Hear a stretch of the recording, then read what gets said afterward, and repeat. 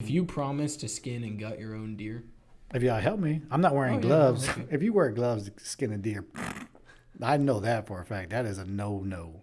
You are not a deer hunter if you skin it with big old blue gloves. why would I want my hands to smell like guts? I didn't even say you, but since you brought it out, yes.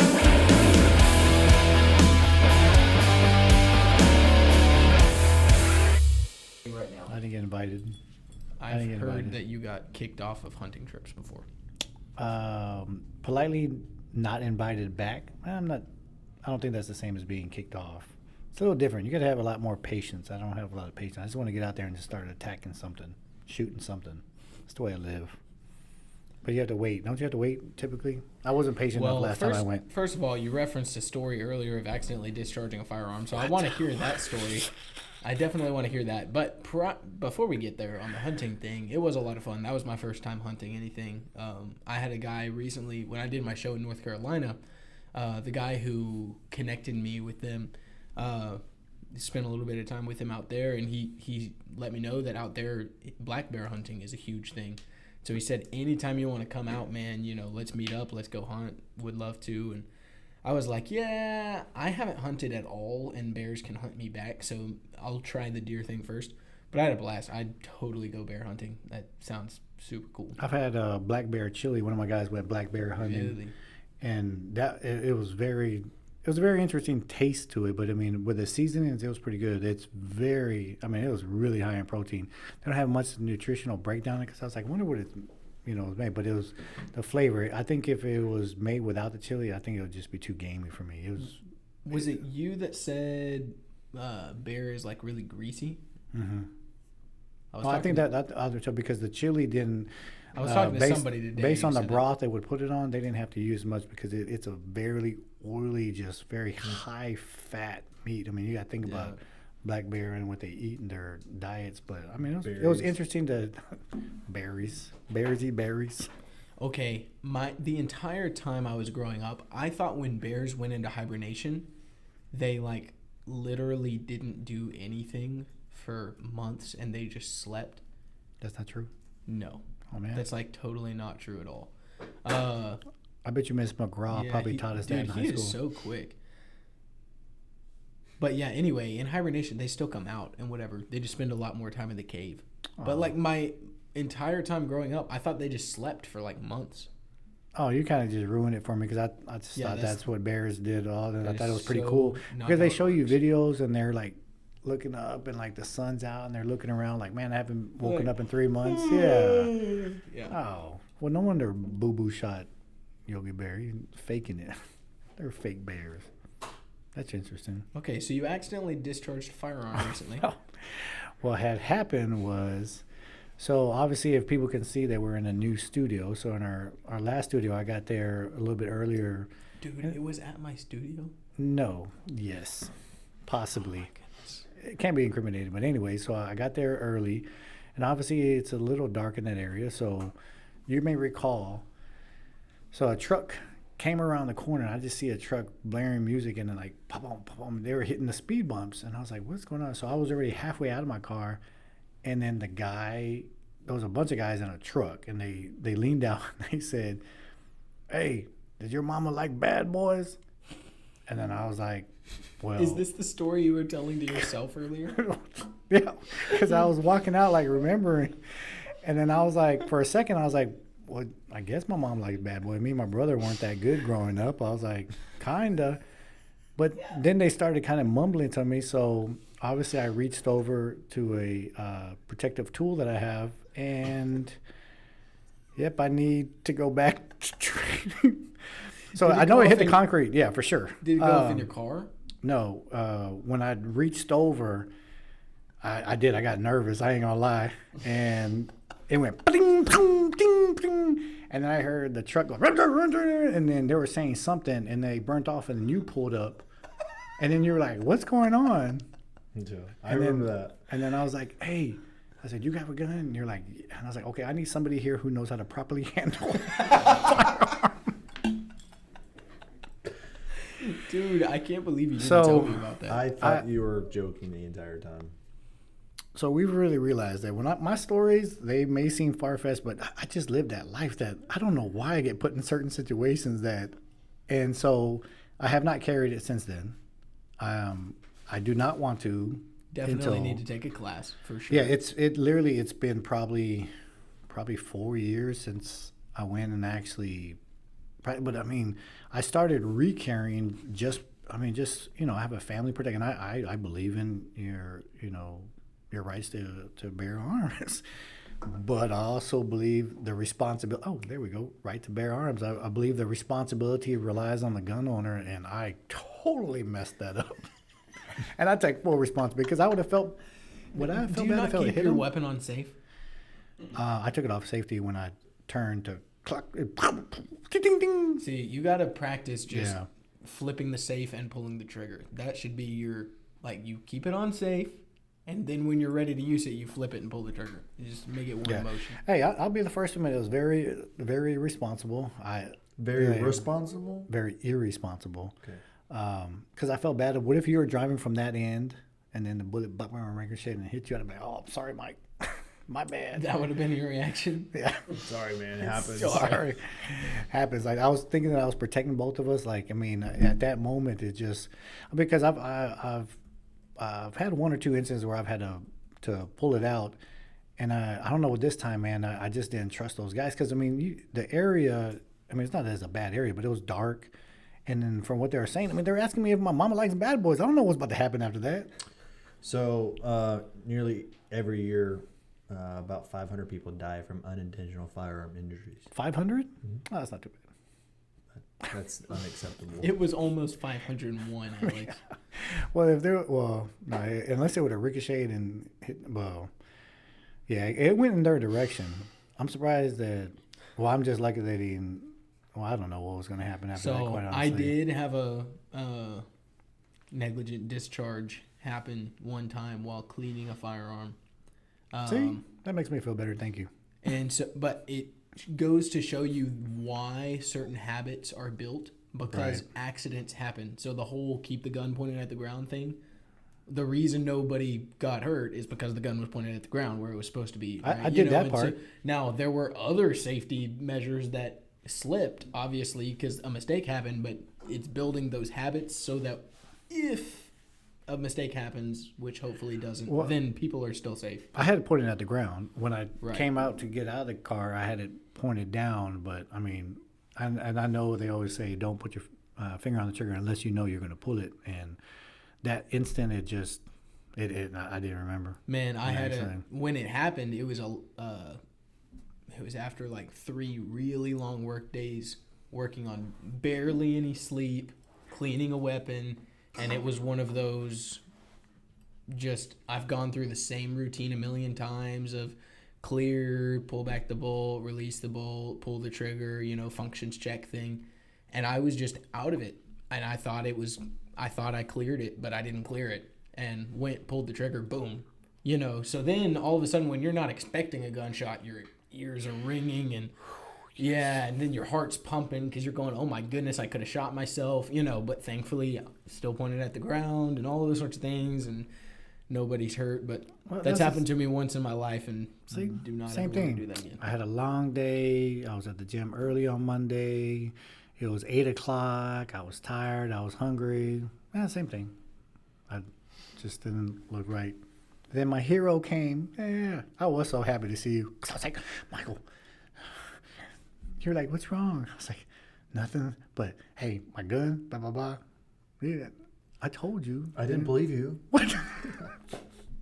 But you saw the truck of the guys, so I was like, that's why they left, man. I protected us. Well, didn't y'all run into a homeless person outside my studio one time as well? Hiding behind a trash can? Yeah, they started yelling.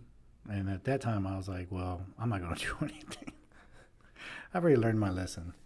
Well, he was just venting. I don't think he was necessarily yelling at us. But anyways, we're in a nicer studio now, I guess to say. Yeah, more lighting. Shout out to White Industries, new studio sponsor, hooking it. Pardon our dust because we're under construction, but they've hooked us up with a nice spot now. All of this is gonna look different by the next episode. I just had to say that I'm so happy that we don't have to go upstairs. I'm not even gonna lie. Yes, I can be all about the being fitness, but going up those stairs, that's a lot of stairs just for a building. And then I find out after all this time that we've been doing the podcast, there's an elevator. What? That's horrible. Horrible you didn't share that. Exactly. We need to convince our studio sponsor To put an elevator. to show Escalator. up and be a guest on our show.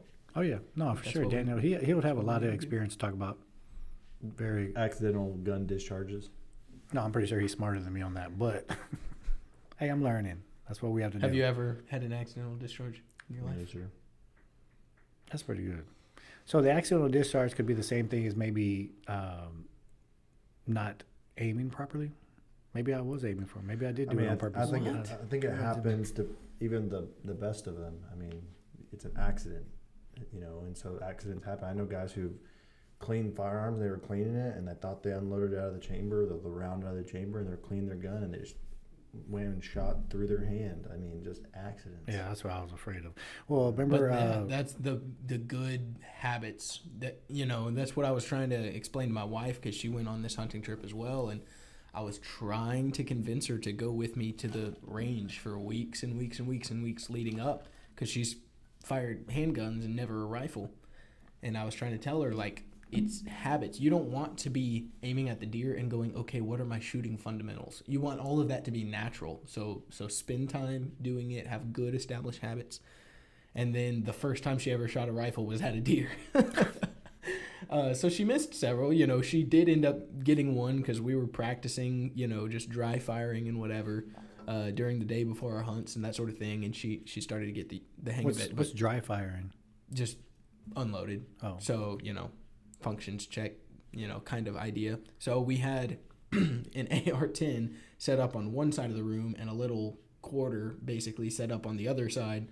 And the idea is you'll set a coin on top of a very unsteady part of your weapon. And your goal is to move it smooth enough, and once you pull the trigger, not to pull back. Mm-hmm. And if you can keep that coin balanced while going through the whole process of pulling the trigger, aiming, your breathing, and all that sort of stuff, then you build the routine. Then you go out and you're like, okay, yeah, I've done this 100 times. Boom, you fire, and then it scares the life out of you because the gun actually fired compared to your practices, but you don't pull back, and that's the main problem, because she was just shooting over these deer's backs, because as soon as she pulled, she got scared and she was jerking. So The deers are like, we want the gun in her hands. Let's choose that. they hear the gunshot, they're like, who is it? Nah, we're fine. Yeah.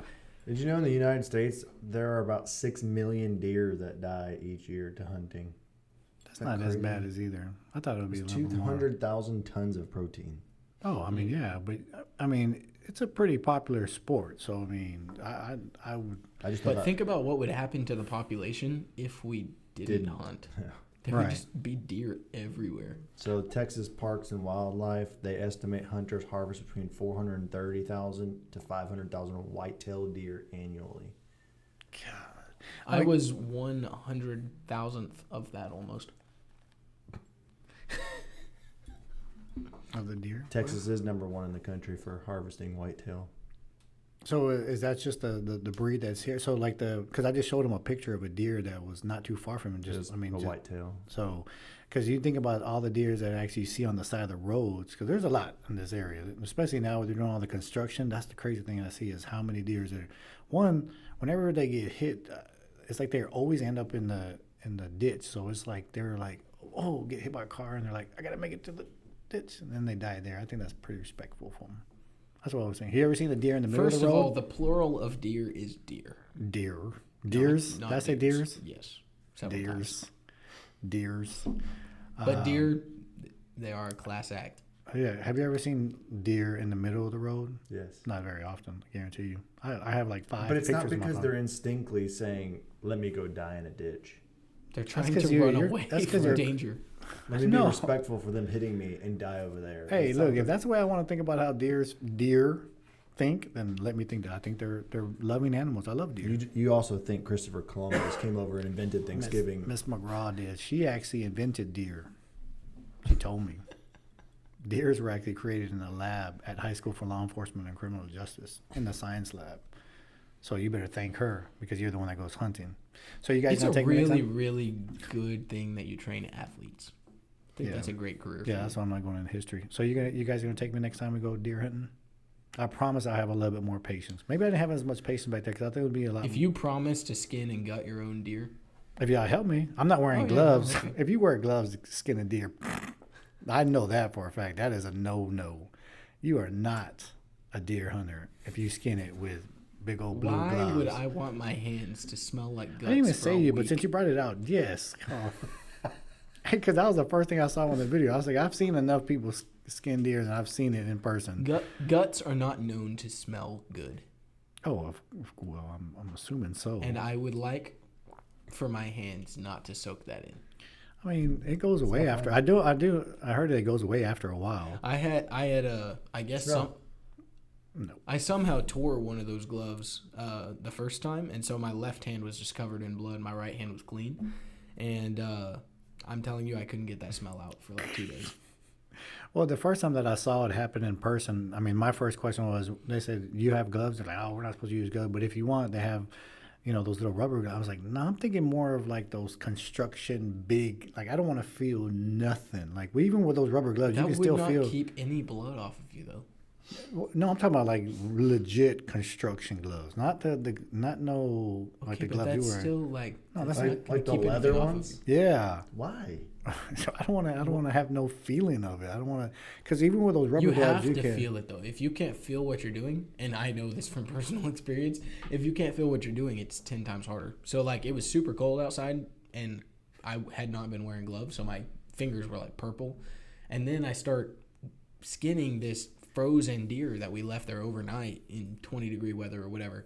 So I literally could not feel my fingers, and Michael's watching me like I'm barely able to cut stuff because I just can't feel what I'm doing. Like you've got to be able to navigate with your So senses. he got his in an evening hunt, and so we went real late, and we gutted the deer. It was still hanging up, and then so we left it overnight because it's cold enough where you can just leave the deer hanging there. I didn't know So we're gonna come back the next day and finish processing or finish quartering it. But that morning hunt, I got my deer, and so I was able to bring my deer to the building we were in, and so my deer is all nice and warm. It was a cold morning, so my hands are warm inside this warm deer, but his deer is cold. I'll be ready next time. I don't think I'd be afraid to cut it. I don't like fish. I already determined that. I don't like cutting fish. I don't like dealing with anything with live fish, dead fish. I don't like dealing with none of that. Well, it's But a really deer- it's really weird when you cut open the deer and you see the scales on the inside of the deer. I was like, what? I thought it was ribs. I was like, I'm that'd be kidding. different. That's how the inside of a deer stays so warm. It's got fins that are just constantly. That's why they can go into the water also. Yeah. That's what I figured. They should have swam away from y'all. But there were coyotes out there. There Oh, were, shoot those. I want to shoot hogs. Can you take me on the hog hunting? Yeah, I can. Yeah. But I don't you shoot pay those. for it. Yeah. That's what are they, like $50? That's cool. We can do it from a helicopter. Yeah, I know. That's what I'm talking about. Where they shoot them because they aren't. I mean, we're here in Texas. I know we're trying to kill them anyways because they're overpopulated and destroying stuff. So I think that would be a cool little, because you don't have to go and get them or anything. You just leave them where they are. Yeah, you Oh, would. okay. I wouldn't eat them. Yeah. Okay, I'm down for that. Yeah, set it up. You busy tomorrow? No, Oh, okay. Well, maybe we Yeah, can and they encourage it. Like you don't tag those, do you? no. Yeah, you just shoot them. go. Yeah. They just want them dead. Because I had not seen one in person. Heli bacon. Heli bacon. What is that? That's the name of the outfit that you can do these expeditions to go and. For the Awesome. the You can wild do you boar? can do night vision hog hunting. Oh yeah, I've seen that. The first time I've actually seen. You want to go? Me, like the three of us. Will you pay for it? Yeah, where are we gonna go? $5,500 a person. You already agreed. You said yes. We got it on tape. 55. I'm sorry. You better start saving. You got 2 months. 55. And what do you just to You shoot get a him? helicopter with a machine gun. Do we really need light at the house? That's insane. It actually says Do every we- hunter is outfitted with a semi-automatic AR-15 equipped Oh, with wow. a holographic red dot sight Oh, and wow. unlimited ammunition. Oh wow. Oh wow, an AR-15 with a red dot. They made that sound really fancy. It's lodging it for 2 nights. Let's see. But I'm pretty. I mean, of course they're gonna feed you and do all that. Okay, you can do it in the dark. You walk through with night vision goggles, thermal scopes, infrared lasers, and suppressed firearm systems. It's $1,000 a night, or $1,000 per person.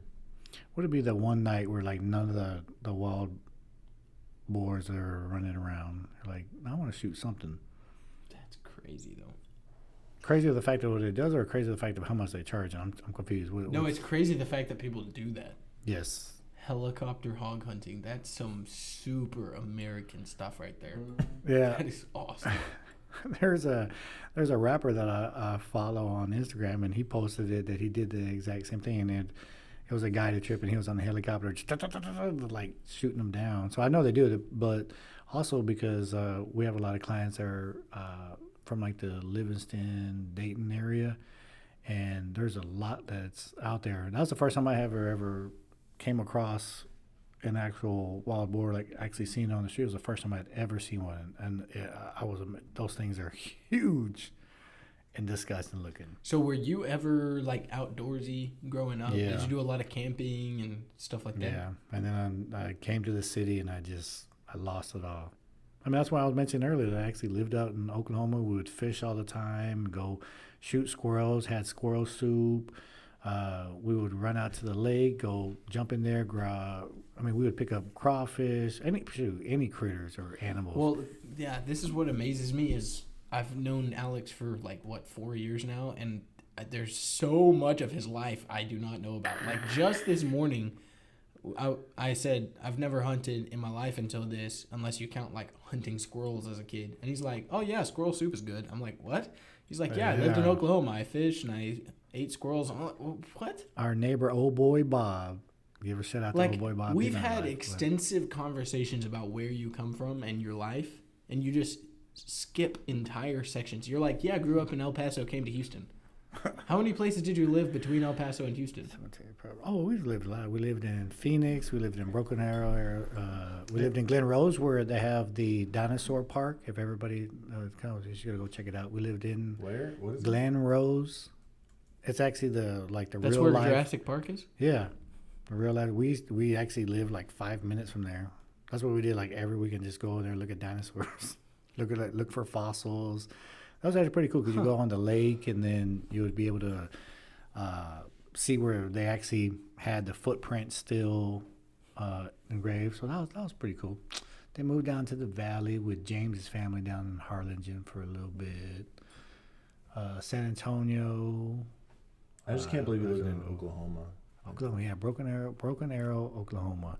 Went up there for 1 year. Phoenix. Yeah, Phoenix. We were there for about a year. Oh, I lived in Long Beach, California. So why did you guys move around so much? Was it My work? dad's job. Dad worked. What did he do? Worked in the plants, construction. So we went to California. It was the Everything's plants. construction, Alex. For sure. Plants, like he planted. Plants. Like What does Landscaping? No. What does White do? Plants? Kind of like Construction. like Baytown construction. Yeah. Baytown, like the Baytown refineries, plants. Refineries. So refineries. What's the proper term? Right? Refineries, plants. We always call them plants. Where did Dad work? Plants. But Long Beach was interesting. We were only there for a year. My dad worked at a chemical plant that blew up the day before my sister was born. So he still, to this day, like both his knees are bad and whatever, because he escaped narrowly by jumping off of I think he said 10 or 12 foot ledge. That was his only way out. And basically one of his knees hyperextended when he landed, but he got away. Obviously it was fine in comparison to what it could have been. But then over the years, he had that knee issue and he was overcompensating on the other one, so then that knee eventually just went out and now he just has bubbles. Do you know which one it was? I mean, It was an MCL injury. No, I'm not talking about. I'm talking about the refinery. Oh, it was a BP chemical plant in Pasadena, I think. But it was. Let me think about how old my sister is. I don't know. But 11 times 9. Let me think. It would have been like 90 something. 91? Was it a fault from the refinery? No, not 91. She's not that old. Yeah, because I was born in 90. Was it 2005? Well, no, I'm not talking about the explosion. I'm talking about when she was. Wait, what? No, it was before she was born. So it wasn't. So he escaped that and then went home, and my sister was born the next day. So the explosion happened. Well, I guess I won't give away my sister's birthday.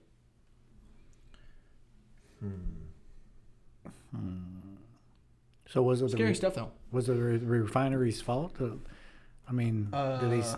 your dad try to sue them, or I don't they get really know. compensation for it? Oh, I'm sure he got compensation for it, but That's the only thing about working in those refineries too. It's look like up BP. Yeah, BP chemical plant. Do they keep pulling up this one?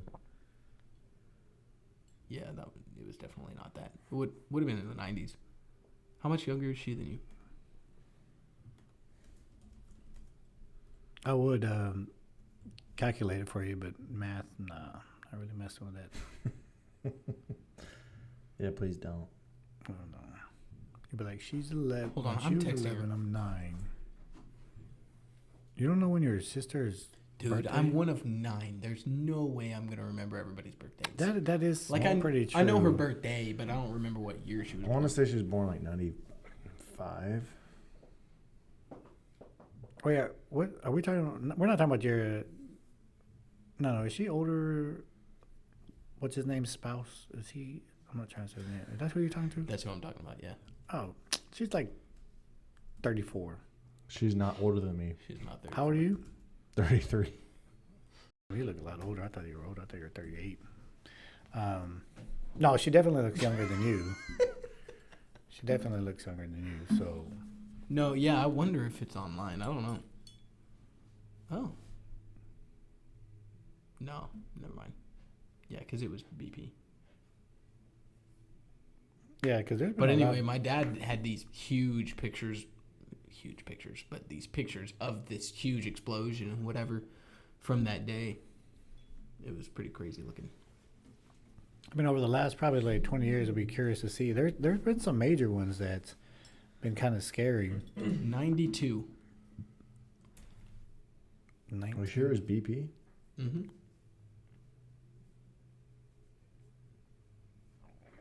I thought I was sure it was BP. Excuse me, I just burped, but it was like my mouth my was still closed at the same time. That was amazing, actually. Did you? I heard I like- that. In my mouth, I was like, You're like, oh yeah, wait, hold on, let me keep. Maybe I was too close to it. But So we've been talking about like the hunting and all this dude stuff and whatever. But similar to what you said earlier, there is a responsibility that a man has to be able to protect his family and all of those sorts of things should that come up. You sent a video to our like group chat a few weeks ago. Was it you that sent it? Of the guy talking about child predators and what they look for and how they determine who their victims are by the basically the father of the family. That was so mind-boggling to me. And these child predators, you know, or these people on death row and that sort of thing, they will tell you that they choose their victims based on how threatening the father looks. Mm-hmm. And it reminds me of the quote, be capable of violence, or man, how I know where you're going. it was a Jordan Peterson quote, I think, but the idea is if you're gentle because you're weak, there's no virtue in that. If you are strong and capable and you choose to be gentle, that's called meekness. That there's virtue in that. But every man should have the ability to confront a threat if he needed to. And so, you know, not just because that day may arise that you have to protect your kid, but just your very presence and people being able to tell that you have that ability will keep your children out of those sorts of situations most of the time. And I just found that very, very, very interesting. Yeah, I think, and I know exactly what the quote is, because basically they're saying that you have to be a kind-hearted, loving, but you also have to know when to choose violence when it's needed, Sure. especially for the protection of the family. Because I think even for me, which I think I always done, going into rooms or going into the malls or stores. I mean, I know I purposely kind of make it a point to try to make eye contact with people around because, oh, for them they'd be like, okay, you cross-eyed. We're like, yeah, you would intimidate me, Michael. Not at all. Anyways, but I think that plays a part into it. If you go around looking like that, I don't think anybody's gonna mess with you. Nobody's gonna mess with you. Well, I'm trying to find that video now, but I guess you didn't send it on the main group. Maybe you just sent it to me and Michael. No, it's a, well, I think I sent it to What is a it? list of fathers. I'd rather die standing up than die in the river. That one? What? No, have you been tuned out? What? Just kidding. The preferido morir. Hey, that applies to it too. I'd rather die standing than live on my knees. So you're gonna, I mean, no. But I read that really applies for anybody. I think I didn't send it to James because he doesn't have kids, but it still applies to him as being upholding yourself so you won't be a victim. So when people see, your head is down, you don't want to make eye contact. You're kind of slumped over. I mean, they said it. I mean, it was a great study they did, and what they look for in it. But So let's take away like the really obvious provide for your family, protect your family, and those sorts of things. What is the number one thing that you can do for your family? Is it loving your wife? Is it time with your kids? Is it, whatever? Where do you place the priority in your family? And the reason I ask is I actually watched a video from a psychologist talking about some hormone in the brain, but basically a child's brain reacts differently to their mom and their dad in different activities, meaning they are getting the most development when their dad plays with them and when their mom nurtures them. If the mom plays with them, it's not that they can't get enjoyment out of that, but they actually do not develop as fast as if their dad plays with them. And vice versa is true. A dad can nurture their child, but the child is not going to soak that in and have the same development as when the mother nurtures them. And it's just a very interesting psychological phenomenon, I guess, related to the mom and the dad.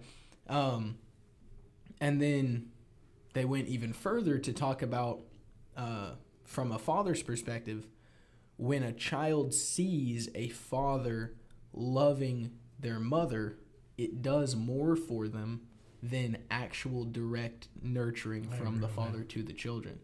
And then they talked about the relationship between the husband and wife, what happens in their brain chemistry, that a wife will naturally become a more nurturing person, which is what children need, when their husband shows that to them. And the dad is going to become a more playful, rough, whatever, active father when the wife is giving him loving, those opportunities to, or whatever. And so anyway, the way all of those dynamics work is just so interesting. And as much as we want to pretend that men and women are just all the same, now we're just not, equal, sure, but we are different. And so what a child soaks up from their mom and dad and that sort of thing, I just found that very, very, very fascinating. It's almost like it was designed by someone or something. It's crazy. yeah, well, the first instinct I thought was obviously besides the family, but ironically, the first thing that actually popped in my mind was with my dog. When we got our dog, like I played with it rough, and we're like, and then Melissa will just pet it and be sweet to it, but it's like I'm telling you, it's like the dog knows, like the demeanor wise, like he won't play rough with Melissa, but he knows he'll play rough with me, or like chase each other, or he'll jump on me. But then he won't let me like belly rubs. I'll turn around and the dog's in there and she's giving a belly rub, but he will never do that with me. It's like almost kind of the same concept. But we both feel like he'll protect us both. You know, we go walking and we go walking together.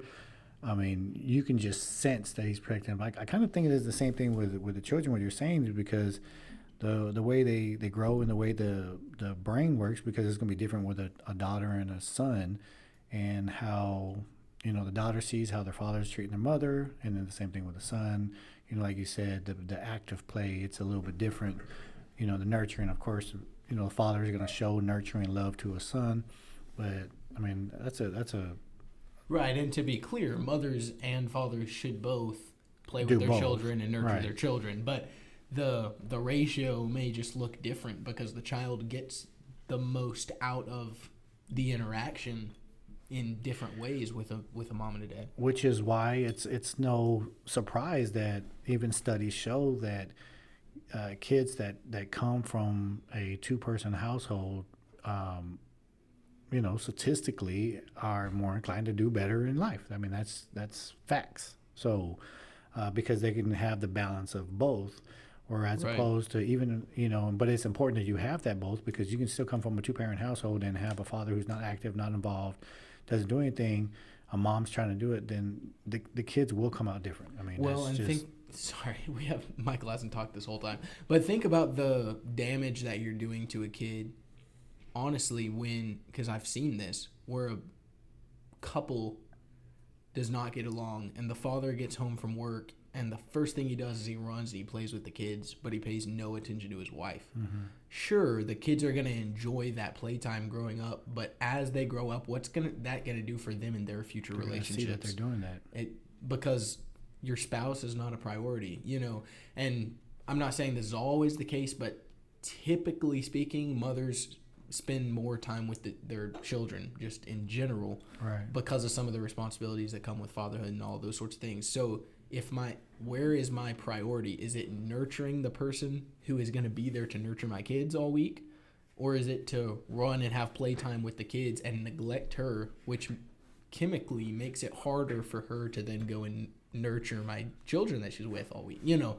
So it's just very interesting, the dynamics. I think it's interesting that, you know, there's a couple of things I want to mention. One, how your children are just different, whether it's a girl or a boy. We went on this hunting trip together, and, you know, my she was out there with us every morning, every evening. She was there when we were skinning deer.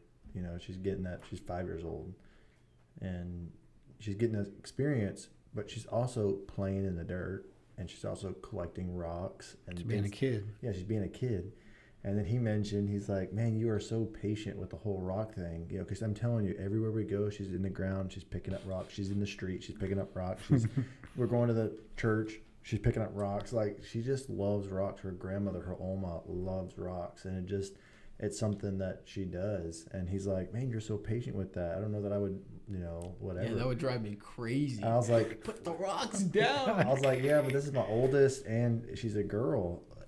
If my son's picking up rocks, I'm like, bro, stop picking up rocks. Like, let's go do something. Let's go hit something. Let's go throw a ball. Let's go whatever. But it's cute and precious when she's doing it. That's the first thing I wanted to say. The second thing is I've seen it time and time again where a mother and a father will get so distracted living their life through their children that when the children do leave, because they will, that they forgot how to be a marriage, a husband and wife. Because they've put so much investment in their children, they forgot how to date. They forgot how to communicate because they just did everything for their children, through their children, and that's temporary. I mean, when they're adults, they're going to go make life happen, and they're going to leave you behind. And Do you think that's because they were, I mean, basically, not, and I say using the kid, but the kid was the main focal point because they weren't spending the time with each other and the attention. So then when that goes away, then they don't have nothing.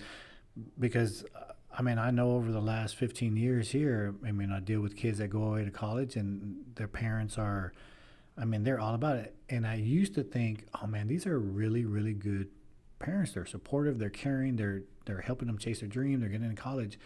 But I also know that with social media, once their kid goes away, I mean, I can see it. Like, they almost seem so unhappy because they don't have that connection no more. And it's like, you don't You don't see as many posts. You don't see them, celebrating stuff. You don't even see them, posting going out because they relied just on that. I mean, that's a good point you brought up. That's true. I try to make an intentional effort to, when I get home at the end of a day, to go and kiss my wife first and then play with my boy. And it's not because I'm picking favorites. It's because I want him to see growing up that my number one priority is to love his mom. Mm-hmm. And if I have daughters someday, I want them to see that a man's first responsibility is to go and love the woman who's running that whole operation, because my kid is not going to get what he needs if my wife doesn't get what she needs. And if she is slaving away all day nurturing and teaching my child and she never gets that, then she will be drained. Right. And I want my daughters to be able to look at that and go, I want a guy who prioritizes me like that, right? And I want my son to, I don't have daughters, but I want my son to be able to emulate that and want that for himself. And I just think that is probably the number one thing you can do as a father, is to love your wife before all else. And I agree. I will say it is different with daughters, just because I have a son coming in January, but I'm not going to expect him to run to me when I open the door forever. But I feel like my daughters will. When I open the door, my daughters run to the front door to jump in my arms. Now, do I just ignore them and beeline it for my wife? I mean, so there's an element there that, but one, I pick them up and I walk to my wife and I kiss my wife, and I make it a point to let them know that I love them too, but I'm also in love with their mother, and that love runs stronger and deeper than my love for my children. That's just a truth, and I don't want to ever forget that. I don't want them to think that I love them more than I love my wife, and so it is interesting, because I think boys and girls are just different. And I just started off being a girl dad. He started off being a boy dad, so his perspective is a little different. But the truth is the same in both scenarios, and that's where the wife has to come first over the child. So, and it's not because she's more important than the child. It's because for the child to get what they need, you have to make sure that your wife is getting what she needs first. Mm-hmm. And a lot of times that's just emotional and psychological needs or whatever of a woman. It's a simple theory of you become a product of the environment. I mean, that's the simplest way you can see it. You see it happen, you're more likely to reenact it. You don't see it happen, you're more likely not to do it. I mean, that's basic, but and it's just a basic teamwork thing, because the last thing I want after a long day of work and meetings and phone calls and whatever is to go home and feel like I'm still working, right? Sure. And so because of that, my wife makes an intentional effort to make home a peaceful place to come to, right? Now, that's not always realistic. Sometimes you have to hang Christmas lights. That's my job tomorrow. Things happen, but that's an intentional effort on both sides to, when I come home, I'm not having to work on whatever is needing to be worked on. I can invest that time into the family so that she's rejuvenated to do what she does during the day, so that when I come home, I can be rejuvenated by being with my family. The last thing I want to do is just come home to chaos, and that's a stressful thing. And again, the world's not perfect. Sometimes the house is chaotic or whatever, but that's a relationship dynamic, and that's going to look different for everybody. Women work as well, and all of those sorts of dynamics. But you've got to sort that out as a couple, and it's not a 50-50 thing. It's 100-100. And you're both trying to pour into that relationship at the same time. Yeah, but like you said too, is with the chaos, I mean, it goes into what you mentioned earlier, just the partnership, the communication, because can chaos be prevented? Yeah, it can. I mean, so it takes both people to actually take a step back, prevent the chaos, especially when you have kids around, because they see that, are you waiting to have arguments, in front of the kids, or do you take the time to say, hey, look, we're gonna park this. We're going to put the kids to sleep or let them go to bed. Then we're going to, continue discussing. Are you going to be fighting for them? And there's a lot of those kind of aspects that I still think that people have internal motivation to be able to control, to make sure to still, we're not trying to hide from kids and that arguments don't happen, but how productive are the arguments? How are you treating the other person? How are you communicating? That all goes into play, but it's how you control it.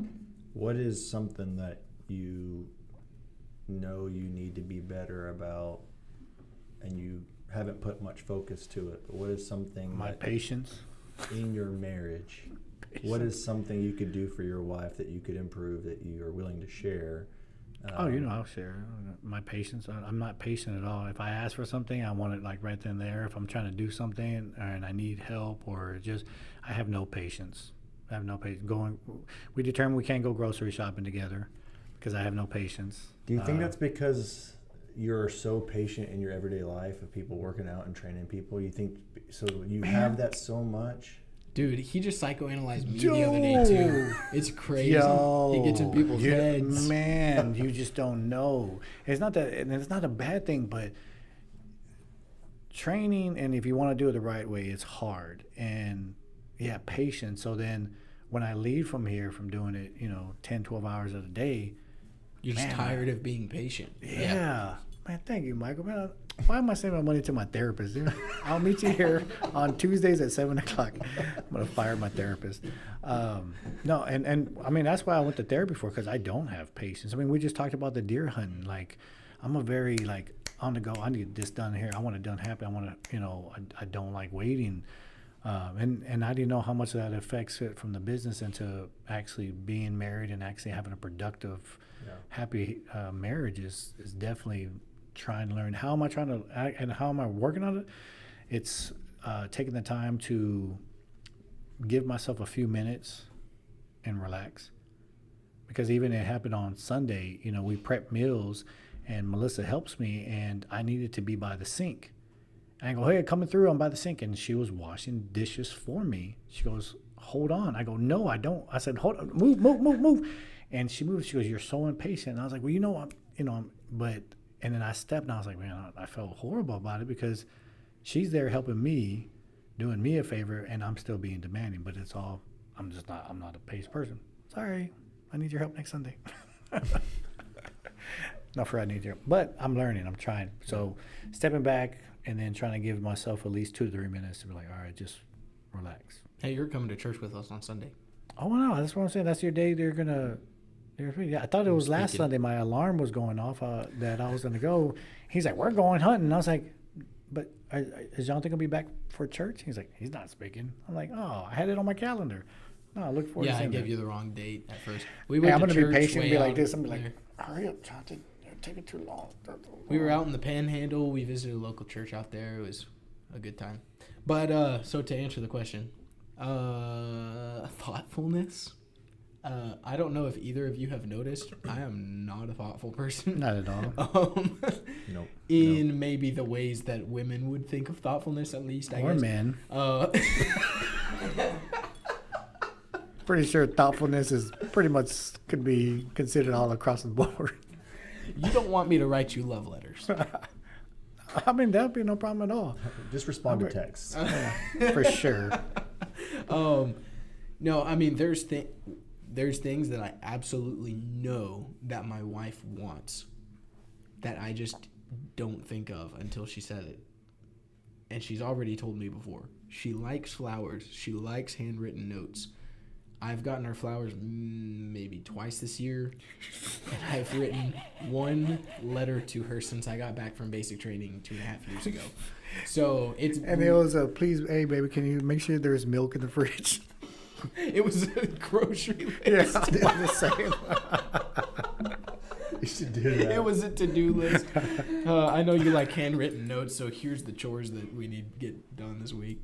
No, it's simple stuff like that. So I did get her flowers a couple weeks ago, just randomly or whatever. But I'm trying to be more mindful of that. Would you put that on the list for her to get? The flowers. I put it on her grocery list. Buy your own flowers. See, that's good. That's good to be able to admit that, because I'm sitting here laughing about it when I think one of my my strong suit is the thought. And I love writing little notes. I love flowers. I mean, I personally like flowers myself too, so I get her flowers all the time.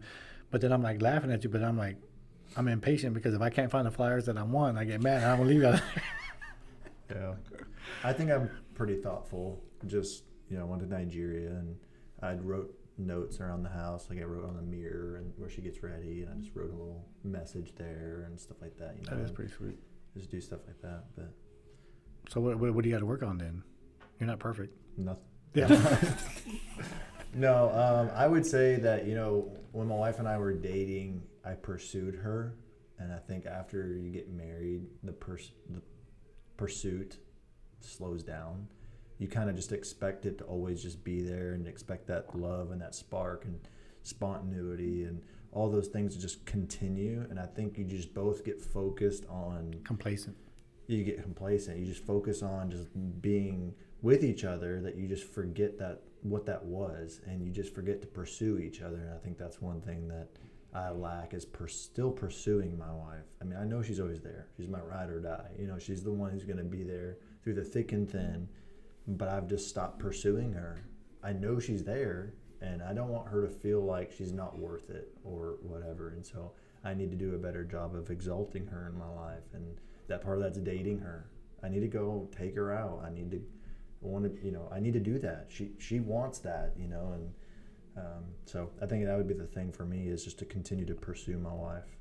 So we got to hold ourselves accountable. We got to keep on following up with each other, saying, Jonathan, have you got the flowers? Have you done the notes? Michael, have you taken her on a date? Alex, have you just shut up and be quiet? Have you shared the sink with her?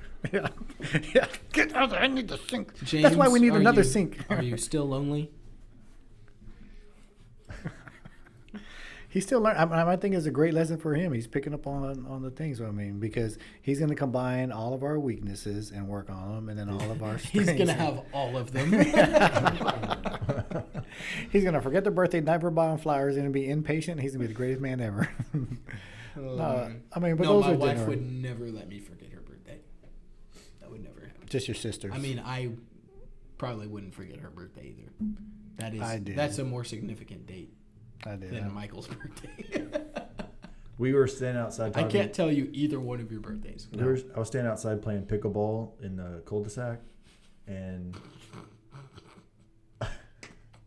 with my neighbors. It's just such a nerdy way to start a story. I love pickle. I thought it was pretty cool. I was like, I want to go play pickleball. Let's go. I was outside playing Yeah. hacky sack the other day. Yeah. Well, because didn't you say you and the neighbors and the cul-de-sac put up the little... Yeah, we put up the net, or we just have like little barbecues and stuff. Anyways, that's kind we of were out there talking, and then the guy was like, my neighbor, he was like, what day is today? And I was like, whatever day it was. And he's like, dude, my anniversary was 2 days ago. And his wife came out, and he's like, did you know it was our anniversary 2 days ago? She's like, what day is it? It sure was. They both forgot it was their anniversary. Oh, wow. It's like, that's awesome that you forgot and she forgot. Yeah, that's the only way that ends well. Yes. It was so funny. Although if my wife forgot, I would not be bothered.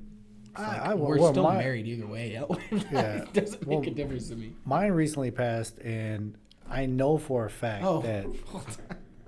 I thought you meant your wife passed. He's laughing. Life is celebration. Dead. Jesu Cristo. My anniversary was on the 21st, and I know for a fact that she... Is that your 1 year? Yes. I know for a fact she thought I was going to forget, but since I wake up before her, I had flowers and a card, and I put it in the bathroom for her to get ready. And then the first thing she said was, you actually remembered. And I was like, I put it 5 times on my phone.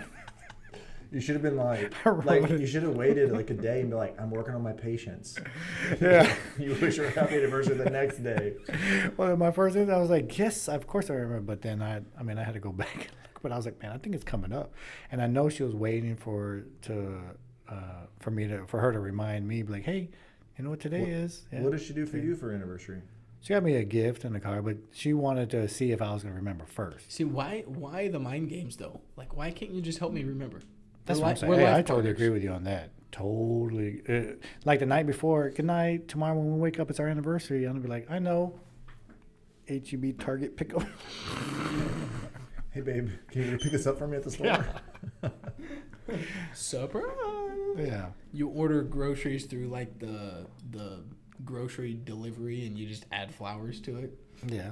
Oh, and I made dinner that. Well, I was hungry too, but I made dinner. I think I was pretty patient there. I just don't like anybody in the kitchen with me. Hey, I got my Not the quirks too, problem I man. have. I will say that I'm extremely romantic. I made my wife cry intentionally the day I proposed to her because I didn't want her to pick up on the fact that I was going to propose. Yeah, that's some serious mind games. That's mind games. So I could just sense her curiosity, like, wait, why is he acting so romantic? And then I was like, plan B. And we got in an argument that I started intentionally because I didn't like that she was picking up on it. So we're on the way to the engagement location. We get into this argument, and then she starts crying. I was like, oh no, I didn't mean for it to go this far. So I comfort her. We park. I'm like, I'm sorry, all this sort of stuff. Can we please? Can we just have a good date? And she's like, yes. And so I hold her hand and we walk out, and then I end up proposing like 30 minutes later. So Horrible. And she loves how I did it too. Yeah. Okay. My wife had no idea. We were on our anniversary when we started dating, and so we were just going out to celebrate. But I had been driving. I worked at a fast food restaurant, and I was getting off of work there like 2:30, 3 o'clock, and then I was driving 2 hours away where I was manufacturing or fabricating my wife's engagement ring. And so I had taken like this special metal and drew it on CAD and designed the ring the way I wanted. And then my mom had given me 2 diamonds, and her mom had given me a diamond. And I had fabricated this in a machine shop and then took it to a jeweler and got stones set in it and all this stuff. But I was driving 2 hours to work in the machine shop and then driving 2 hours back.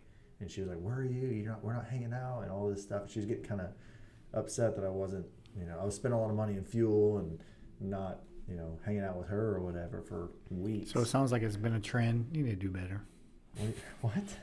So it sounds like saying that she wanted to go out, and you just said right now that you don't take her out enough. Seems like it's been a trend. Yeah, hey, she should have got used to it. So just kidding, Mr. My wife does love dates. Like, we probably go on at least a date a week.